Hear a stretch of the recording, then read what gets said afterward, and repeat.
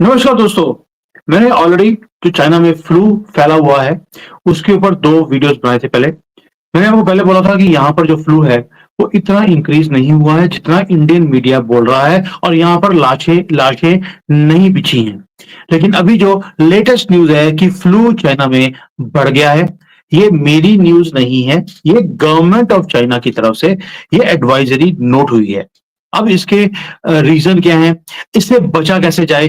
Government ने क्या-क्या चीज़ें इसमें बोली हैं पूरे चाइना को, वो मैं सारी आपको समझाऊँगा। और ये सारा जो डाटा आया है और जो इन्फॉर्मेशन है, ये Chinese centre for disease control और प्रिवेंशन की तरफ से ये एडवाइजरी जारी की गई है। इसलिए अब हमें हमें इसे ऑथेंटिकली देख सकते हैं। और दूसरा, नुकसान क्या है? डर क्या है? जैसे इंडियन मीडिया बोल रहा है, क्या वैसा ही है कि लाशें बिछ जाएँगी? अब ये तो कोविड की तरह है। लोगों ने बोलना शुरू कर दिया इंडिया में कि कोविड-19 की तरह है। ठीक है? अब इसको डिटेल में बात करते हैं कि मुद्दा क्या है और करना क्या है। प्रॉब्लम के साथ सॉल्यूशन भी जानना ज़रूरी होता है। पहली बात ये है कि चाइना के अंदर फ्लू के केसेस बढ़ने शुरू हो गए। अब ये जो आउटब्रेक है, क्या ये एक पैंडेमिक की तरह है? तो आंसर है, अभी चाइना ने कुछ भी इसके ऊपर नहीं बोला है। जो केसेस हैं वो मल्टीपल रीजन्स के अंदर, जो पहले सिर्फ नॉर्थ के अंदर था, मैंने पहले बोला था आपको कि बीजिंग रीजन में जो एरिया है वहां पर केसेस हैं, पूरे चाइना में नहीं है। लेकिन अभी जो लेटेस्ट डाटा वो पहले बताया आपको, Chinese centre for disease control की तरफ से है कि जो फ्लू है, ये वायरस जो है, ये फ्लू है एक तरह से, उसकी जो पॉजिटिव रेट है वो बढ़ना शुरू हो गया है। और जो 99% केसेस हैं वो H1N1 टाइप ऑफ इन्फ्लुएंजा ए है। अब ये H1N1 क्या नया है? इंडियन जो हमारा गवर्नमेंट है उन्होंने भी बोल दिया कि ये 2001 में या 2 में शुरू हुआ था और ये उसके बाद बड़ा कॉमन है H1N1। ये नॉर्मल इन्फ्लुएंजा है जो लोगों को होता है। लेकिन जिस एरिया में मैं रहता हूं वहां पर इस बार हैरानी की बात है, सर्दियों में सर्दी पड़ी ही नहीं है। यहाँ पर गर्मी है। मेरे दोस्त लुधियाना से आए हुए हैं, दिल्ली से आए हुए हैं, वो मोटे-मोटे कपड़े लेकर आए थे। यहाँ पर उन्हें टी-शर्ट्स खरीदनी पड़ी हैं। ये हालत है गुंगडोंग एरिया की या गुंगजो एरिया की। तो अब इसलिए क्योंकि यहाँ पर ठंड नहीं पड़ी है, तो यहाँ पर इन्फ्लुएंजा का असर भी नहीं आया है। तो जो बार-बार बोल रहा था कि यहाँ पर साउथ में जितना इंडिया का साइज़ है, उतना साउथ का साइज़ है यहाँ पर इंडिया में चाइना में। और यहाँ पर असर नहीं है। लेकिन अगले 1 या 2 वीक्स में यहाँ पर ठंड पड़ने वाली है, तो गवर्नमेंट को लगता है कि यहाँ पर भी जो केसेज़ हैं, वो बढ़ सकते हैं। और जो यहाँ पर टेम्परेचर्स हैं, वो फ्लक्चुएट होने शुरू होंगे, तभी ये इन्फ्लुएंजा बढ़ेगा भी और ये फिर नॉर्थ से लेकर साउथ तक पूरे चाइना में ये फैल जाएगा। अब जो लोग हैं, उन्हें गवर्नमेंट ने बोल दिया कि आपको इससे बचने के लिए करना क्या है, मैं वो भी बताऊँगा आपको। तो सारा कुछ गवर्नमेंट की तरफ से ये इन्फॉर्मेशन आई है। प्रॉपर प्रिकॉशंस लेने की ज़रूरत है, डरने की ज़रूरत नहीं है, जैसे इंडियन मीडिया बार-बार बोल रहा है। अब पहली बात ये इन्फ्लुएंजा होता क्या है? और ये कितने टाइप का है? तो गवर्नमेंट ने बोल दिया कि ये 4 तरह का होता है, influenza A, B, C and D. अब इन्फ्लुएंजा ए ये है क्या? ये अगेन ये गवर्नमेंट ने दिया है कि भई इन्फ्लुएंजा ये जो जो ये है एबीसीडी में से इन्फ्लुएंजा जो ए है, वो सबसे ज़्यादा खतरनाक है। ये अभी लोगों को नहीं होना शुरू हुआ है, लेकिन सबसे ज़्यादा खतरनाक ये होता है। इसमें आपको साँस लेने की प्रॉब्लम आ जाती है, इस वायरस के कारण। और जो जनरली जो लोग हैं, वो इसी के अंदर फँस जाते हैं, यानी कि यही उनको होना शुरू होता है और क्योंकि ये हाइली कंटेजियस है। कंटेजियस का मतलब है ये एक आदमी से दूसरे आदमी तक की तरफ ये फैलना शुरू होता है। जो इन्फ्लुएंजा बी है वो ऐसा नहीं है, वो ऐसे फैलता नहीं है जैसे ये वायरस हवा में ही फैल जाता है। और ये किसी भी तरीके से आप हाथ लगाएँगे तो फैल जाएगा, किसी के पास जाएँगे तो फैल जाएगा। तो ये बड़ा कंटेजियस है इन्फ्लुएंजा ए और ये बहुत प्रोन है म्यूटेशंस के लिए भी। अब जो ये वाला फ्लू है, ये हिस्ट्री के अंदर भी बहुत बार ये फैला है, ये कोई नई बात नहीं है। तो पहली बात ये है, ये कोविड-19 नहीं है। सिम्पटम्स उसके कोविड-19 की तरह दिखते हैं, उसमें भी आपको सांस की प्रॉब्लम थी, बुखार हो गया, खांसी हो गई, जुकाम हो गया, इसके अंदर भी वही है, बट ये एक इन्फ्लुएंजा है। अब सिम्पटम्स क्या हैं, वो भी आप समझ लीजिए। जो चाइनीज गवर्नमेंट की तरफ से जो जारी हुआ है वो है कि इन्फ्लुएंजा ए वो कई कारण है जिसके कारण हो सकता है। लेकिन सबसे ज्यादा जो वो है कॉमन कोल्ड, जो हमें ज्यादातर जुकाम खांसी हो जाती है, यही इसका मेजर सिम्टम है।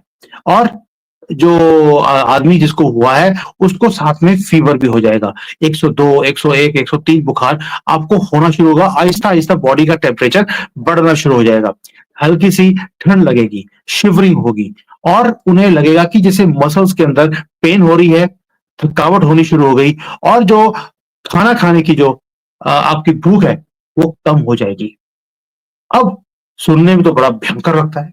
गवर्नमेंट ने बोल दिया कि ये सिम्पटम्स देखने में ये बहुत ज्यादा भयंकर लगते हैं, बजाय कि अगर थोड़ा सा कफ एंड कोल्ड हुआ हो नॉर्मल, उसके बदले ये थोड़ा सा भयंकर सुनने में लगता है।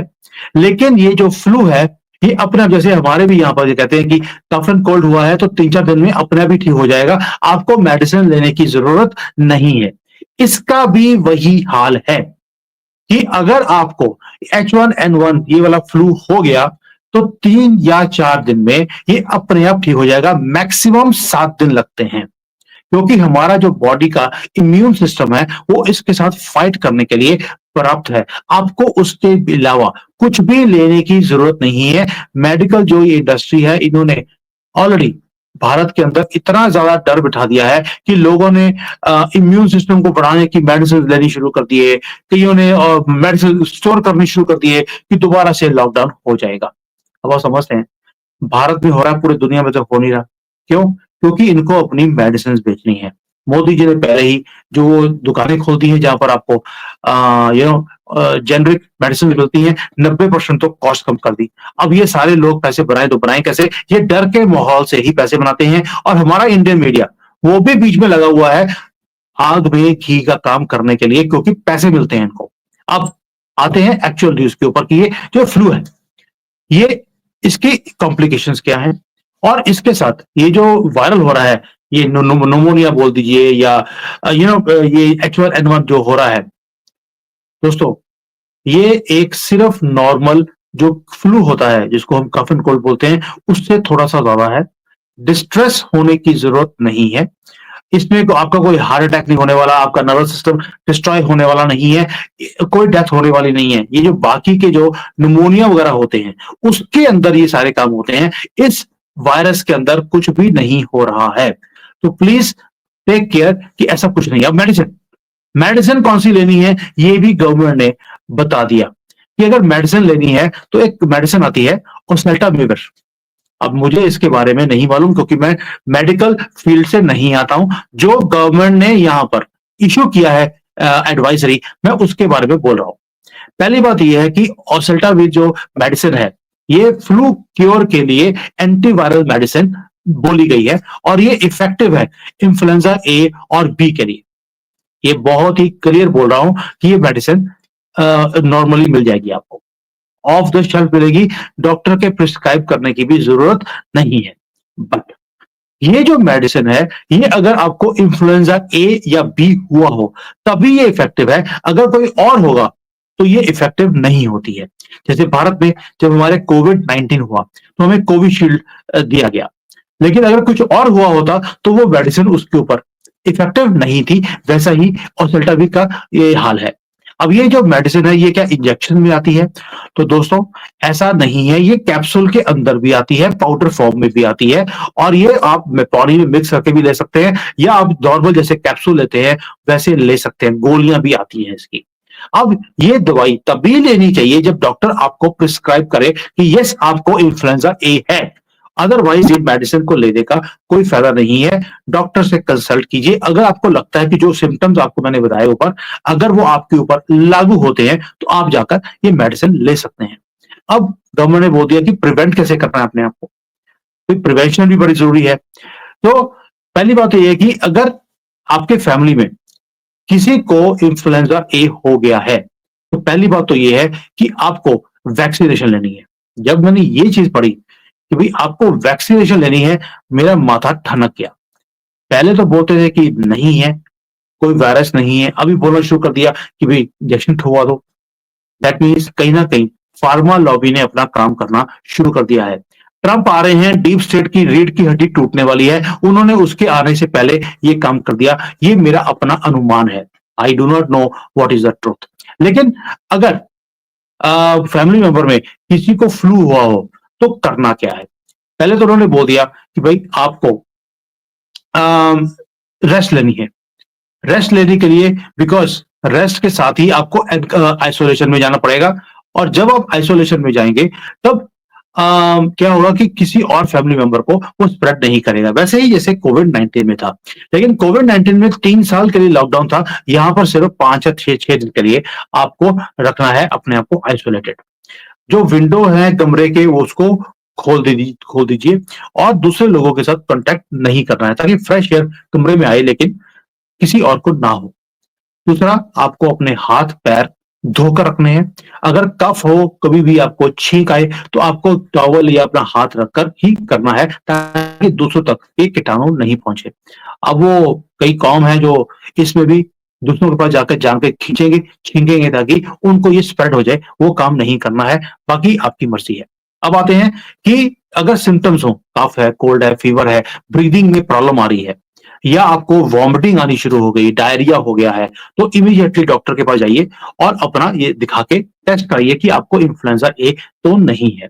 और कोशिश कीजिए कि अगर किसी को कोविड कह दिया, ये इन्फ्लुएंजा ए है, तो एक ही आदमी फैमिली मेंबर का वो उसको जाकर ट्रीट करे, उसको खाना दे, और उसको उसको चेकअप करे कि सब कुछ ठीक है। लेकिन जब जाए तो मास्क डालकर जाए।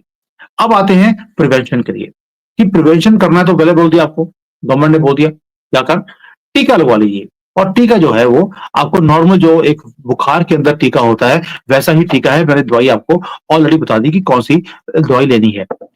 दोस्तों, ये जो इन्फ्लुएंजा है ये बहुत कॉमन है, मैं दोबारा बोल रहा हूं। ये ज्यादा ये नहीं है कि भाई आपकी जान ले लेगा, ऐसा कुछ भी नहीं है।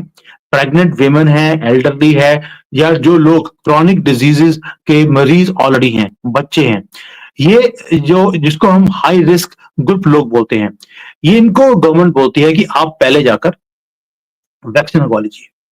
पहले इनको बोला है भाई, आपने बूढ़े, बच्चे, औरतें सब तो ले लिए, भाई उसमें सिर्फ यंग पॉपुलेशन छोड़कर आपने सबको बोल दिया। दैट मीन्स 70-80% पॉपुलेशन को बोल दिया जाकर इंजेक्शन लगवा लीजिए। यानी कि जो प्रिवेंशन है, उन्होंने बोल दिया कि होने के बाद इंजेक्शन लगवाने की बजाय पहले ही लगवा लो। तो दोनों तरफ से बातें हो रही हैं चाइना के अंदर। बट एनीवेज, मैंने आपको बता दिया कि जो यहां पर इन्होंने रिलीज किया है अपने डेटा को। अब आते हैं कि हैबिट्स कौन सी हैं। अब हैबिट्स के लिए उन्होंने बोल दिया ये चीजें कि आपको पहले तो हाथ रेगुलरली धोने हैं, और आपको अपना नाक साफ रखना है। अपने माउथ को, नोज को जब भी आप कफ करें उसको उसको कवर करके रखना है। क्राउडेड प्लेसेस में जहां पर आपको लगता है कि भाई यहां पर फ्लू फैल सकता है, उससे दूर रहे। कंप्लीट आइसोलेशन की जरूरत नहीं है, बट क्राउडेड प्लेसेस से दूर रहे। और दूसरा, अगर कोई इन्फेक्टेड आदमी आपको लगता है, उससे दूर रहें, पहली बात ये। दूसरा, अगर जो प्लेसेस हैं जहां पर कॉमनली लोग हाथ लगाते हैं, कोई रेलिंग है सड़क के साइड पर, या कोई डोर है, हैंडल है, इनको टच नहीं करें। और मास्क जो है वो डालकर रखें ऑल द टाइम।